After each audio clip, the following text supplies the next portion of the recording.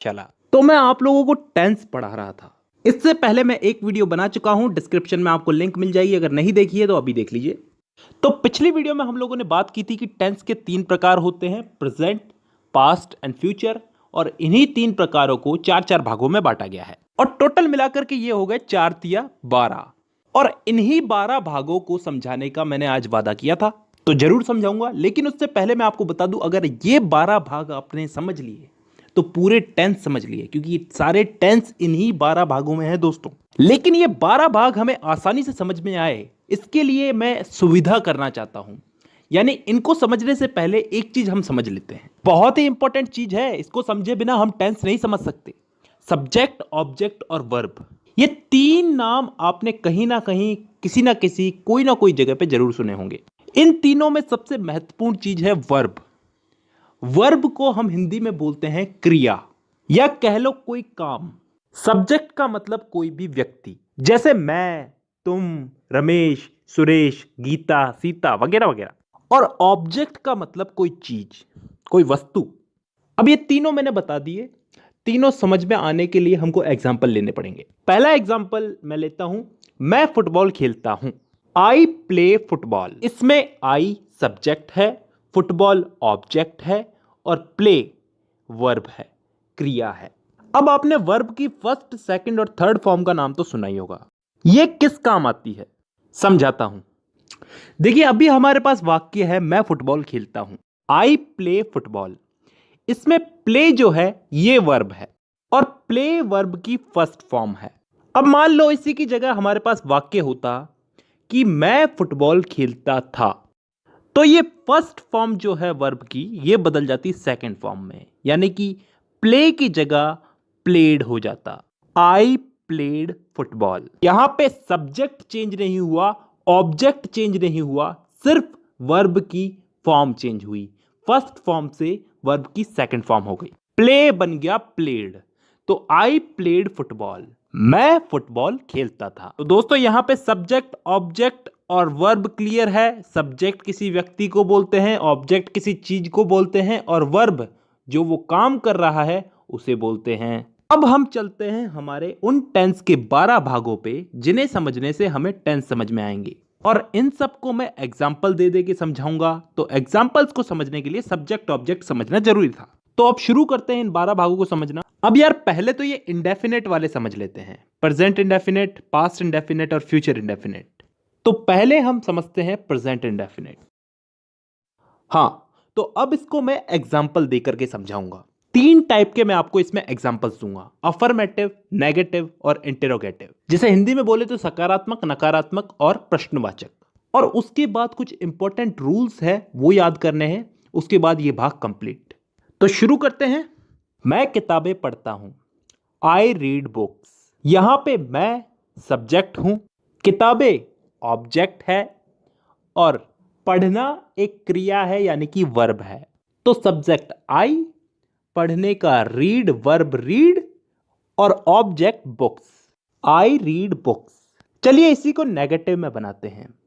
मैं किताबें नहीं पढ़ता हूं, I do not read books. यहां पे ये डू नॉट क्यों आया ये मैं बाद में समझाऊंगा, लेकिन अभी इतना समझो कि यहां पे आई वही सब्जेक्ट, रीड वर्ब और किताबें बुक्स ये ऑब्जेक्ट। इसी का हम लोग एक इंटरोगेटिव एग्जाम्पल लेते हैं। इंटरोगेटिव यानी कि प्रश्नवाचक। क्या मैं किताबें पढ़ता हूं, डू आई रीड बुक्स। चलिए अब यहीं से ही हम लोग नियम चालू करते हैं। सबसे पहला नियम ये कि यहां पे डू पहले क्यों आया। तो दोस्तों कोई भी वाक्य अगर क्या, कब, कहां, कैसे, क्यों इन शब्दों से चालू होता है तो सब्जेक्ट के पहले, मतलब यहां पे सब्जेक्ट आई है यानी कि मैं हूं, तो इस आई के पहले डू या फिर डज का प्रयोग किया जाएगा। लेकिन यहां पे डू का प्रयोग ही क्यों किया गया, डज का प्रयोग भी किया जा सकता था। तो मैं आपको बता दूं, डज का प्रयोग सिंगुलर सब्जेक्ट के आगे किया जाता है, यानी कि एक वचन। यहीं पे इसी से ही हमारा दूसरा नियम भी निकलता है। मैंने आपको बताया था यहां पे डू नॉट क्यों आया, ये मैं आपको बाद में बताऊंगा, तो अब बताता हूं।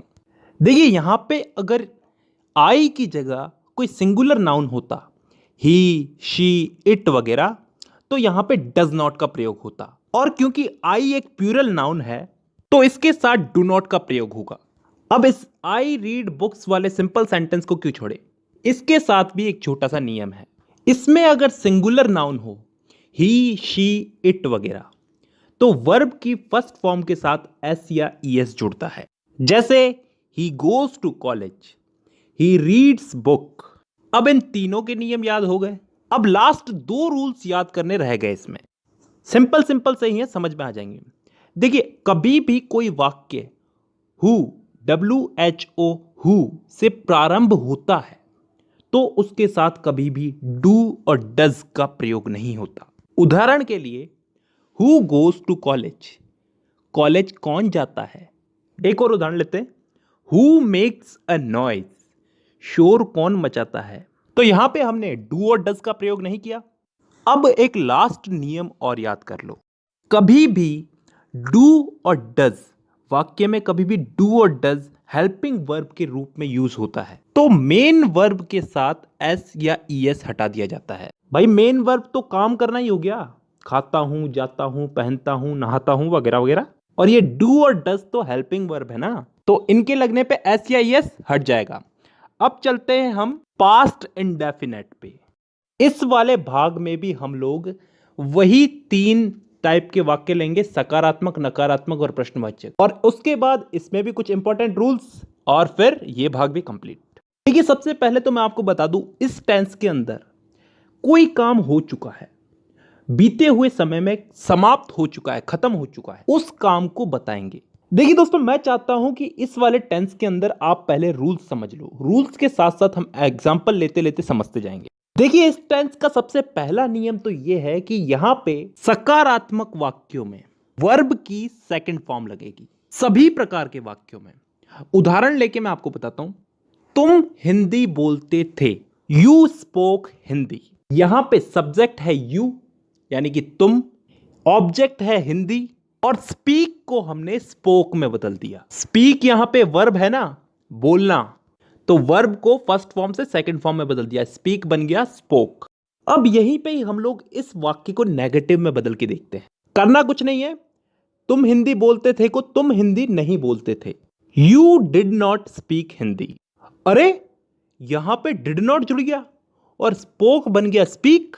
हां, यही तो नियम है, नेगेटिव सेंटेंस में सब्जेक्ट के साथ में डिड नॉट जुड़ता है, कैसा भी सब्जेक्ट हो, सिंगुलर हो या फिर प्लूरल हो, और डिड नॉट लग गया तो फिर वर्ब की सेकंड फॉर्म हो जाएगी फर्स्ट फॉर्म, स्पोक बन जाएगा वापस से स्पीक।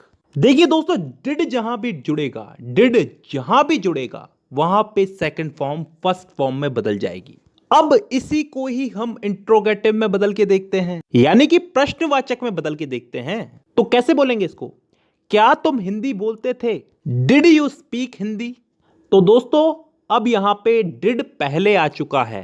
प्रेजेंट इंडेफिनेट में हम लोग डू डज का प्रयोग कर रहे थे प्रश्नवाचक वाक्यों में, पहले हम डू डज ही तो लगा रहे थे ना, यहां पे हम डिड से वाक्य प्रारंभ करेंगे। डिड यू स्पीक हिंदी, और स्पीक यानी कि वर्ब की फर्स्ट फॉर्म, स्पोक नहीं है, यहां पे स्पीक है, तो स्पीक यहां पे इसलिए आया है क्योंकि डिड लग गया यहां पे, और डिड जहां भी लगेगा वहां पे वर्ब की फर्स्ट फॉर्म आएगी ही आएगी। ठीक है, ये तीनों वाक्यों में तीनों के नियम याद हो गए। अब एक लास्ट नियम और याद कर लो, पिछले वाला ही है, हु, WHO, हु से प्रारंभ होने वाले वाक्यों में डिड का प्रयोग नहीं करते। उदाहरण के लिए, कॉलेज कौन गया, हु वेंट टू कॉलेज, यहां पे डिड नहीं आया ना, और डिड नहीं आया तो वर्ब की फर्स्ट फॉर्म तो सेकंड फॉर्म में बदलेगी।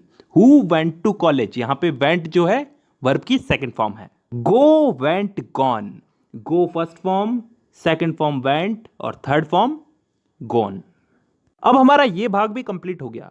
अब हम चलते हैं अगले भाग में, यानी कि फ्यूचर इंडेफिनिट टेंस में। इसमें भी वही 3 टाइप के वाक्य, अफर्मेटिव, नेगेटिव और इंट्रोगेटिव, उसके बाद कुछ इंपॉर्टेंट रूल्स, और फिर आज की क्लास की छुट्टी। तो शुरू करते हैं। देखिए, इस वाले टेंस में भविष्य में होने वाले किसी भी काम, कोई सा भी काम हो, उसके लिए इस टेंस का उपयोग करते हैं। जैसे मैं अफर्मेटिव सेंटेंस में एक एग्जांपल लेता हूं, आप हिंदी बोलेंगे, यू विल स्पीक हिंदी। यहां पे विल लग जाएगा, विल, ठीक है। इसके साथ वर्ब की फर्स्ट फॉर्म लगेगी। देखिए यहां पे मैंने स्पीक बोला है, स्पोक नहीं बोला, तो बस इतना याद रखना है। देखिए शैल और विल का उपयोग होता था पहले, लेकिन अब ये लफड़ा नहीं है, तो आप सिर्फ विल ही याद रखो, हर वाक्य में विल ही लगेगा। अब इसी को ही हम नेगेटिव में लेते हैं, आप हिंदी नहीं बोलेंगे, you will not speak Hindi. यहां पे कुछ फर्क दिखा आपको? यहां पे बस नॉट शब्द जुड़ा है। नॉट शब्द कहां जुड़ा है? विल के बाद और वर्ब से पहले। वर्ब क्या है हमारी यहां पे? स्पीक। काम तो स्पीक तो बोलना ही कर रहे हैं ना, तो वर्ब से पहले नॉट लग गया, विल के बाद नॉट लगा है। अब एक इंट्रोगेटिव एग्जांपल लेते हैं, क्या तुम हिंदी बोलोगे? Will you speak Hindi? यहां पे क्या हुआ है? कुछ फर्क दिख रहा है? विल जो है ये आगे आ चुका है। इंट्रोगेटिव सेंटेंस में विल को सब्जेक्ट के आगे यूज करते हैं, बस इसके अलावा कोई और रूल याद नहीं रखना। तो दोस्तों आज की वीडियो में हम लोगों ने इंडेफिनेट को कंप्लीट समझ लिया। आज की वीडियो में हमने प्रेजेंट इंडेफिनेट, पास्ट इंडेफिनेट और फ्यूचर इंडेफिनेट समझ लिए हैं। अगली वीडियो में मैं आपको प्रेजेंट कंटिन्यूस, पास्ट कंटिन्यूस और फ्यूचर कंटिन्यूस ये तीनों समझाऊंगा। तो दोस्तों आज की वीडियो